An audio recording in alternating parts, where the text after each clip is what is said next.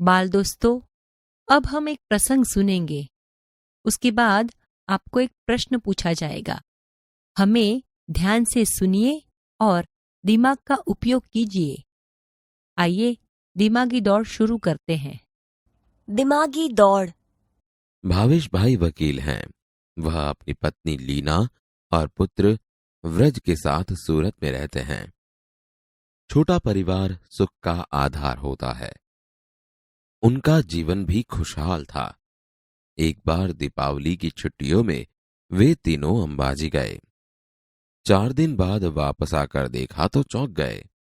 उन्होंने देखा कि घर के बाहर जो बगीचा है उसके पेड़ पौधों के कई फूल पत्ते झड़ गए हैं। घर के अंदर जाकर देखा तो पूरा कमरा धूल से खराब हो गया था। दीवार पर की लीना और व्रज की तस्वीरें भी नीचे गिर गई थी और टूट गई थी। नन्हे मुन्ने बच्चों, ऐसा क्यों हुआ होगा? वे समझ नहीं पाए। आप बड़े अक्लमंद हैं, आप ही उन्हें बताइए। परेश भाई किसान है। उनकी पत्नी हीरल बहन नर्स है।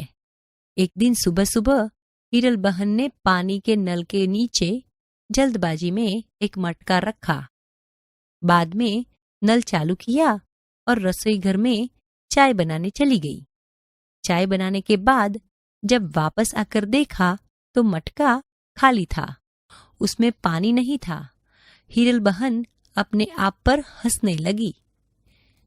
मेरे समझदार दोस्त, अब आप ही बताइए कि ऐसा क्यों हुआ होगा? सेजल 2 गमले लाई।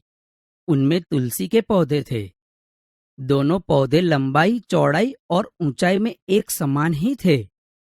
1 महीने के बाद दूसरे गमले का पौधा बड़ा हो गया, जबकि पहले गमले का पौधा अब भी इतना ही था जितना 1 महीना पहले। मेरे बोले बोले भेजाबाज दोस्त, ऐसा कैसे हुआ होगा? आप ही बताइए।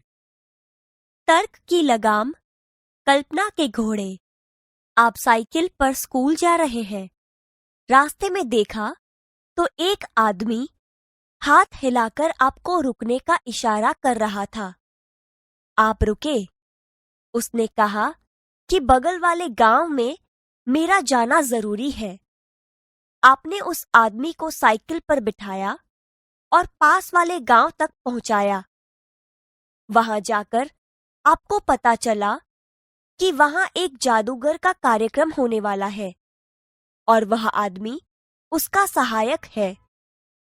उस आदमी ने आपको जादू के खेल देखने का अनुरोध किया, पर पाठशाला पहुंचने में देरी हो जाएगी, यह सोचकर आपने मना कर दिया।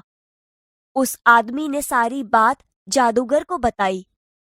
जादूगर ने खुश होकर आपको एक करामाती चश्मे दिए और कहा कि इसे पहनने से तुम सबको देख पाओगे और कुछ भी कर पाओगे। तुम्हें कोई देख नहीं पाएगा। इसका असर 1 हफ्ते तक रहेगा। आप चश्मा लेकर वापस अपने गांव की पाठशाला में आए। वहां से घर गए। दूसरे रोज नहा धोकर आईने के सामने आपने चश्मे पहने। आईने में देखा तो सचमुच आप गायब हो चुके थे। अब आप हमें बताइए कि आप कहां कहां जाएंगे और क्या क्या करेंगे। पूरे दिन की पढ़ाई और खेल कूद के बाद रात को आपकी आंख लग गई। नींद में आपने एक सपना देखा। आप घूमते घूमते बहुत दूर निकल गए। आप नदी पहाड़ों के अद्भुत सौंदर्य में लीन हो गए। आपको पता भी ना चला और आप चलते चलते जंगल में पहुंच गए। यकायक आपके सामने एक शेर आ गया। शेर को देखकर आपको होश आया। आप घबरा गए।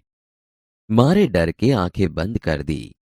आपने ईश्वर को याद किया और कहा, काश मेरे पास पंछी की तरह पंख होते तो। तभी चमत्कार हुआ और आपके हाथ की जगह पंख उग आए। आप उड़कर वापस घर आए। आप बड़े खुश थे। जान भी बची और पंख भी मिल गए। सपना टूटा। आपने नींद से आंखें खोली। आपने पाया कि आपको हकीकत में हाथों की जगह पंख मिल गए हैं। मेरे परिंदे दोस्त, अब बताइए कि आप कहाँ कहाँ जाएंगे और क्या क्या देखेंगे। इस बार आपकी मजेदार और अनोखी कसौटी होने वाली है। एक बड़ा जहाज आपको निर्जन द्वीप पर ले जाने वाला है। वहां केवल मिट्टी, कंकड़ पत्थर, पहाड़ और समुद्री पानी ही है। मेरे बुद्धिमान दोस्त, वहां एक हफ्ते तक सुख चैन से रहने के लिए आप अपने साथ क्या क्या ले जाएंगे? सूची बनाइए।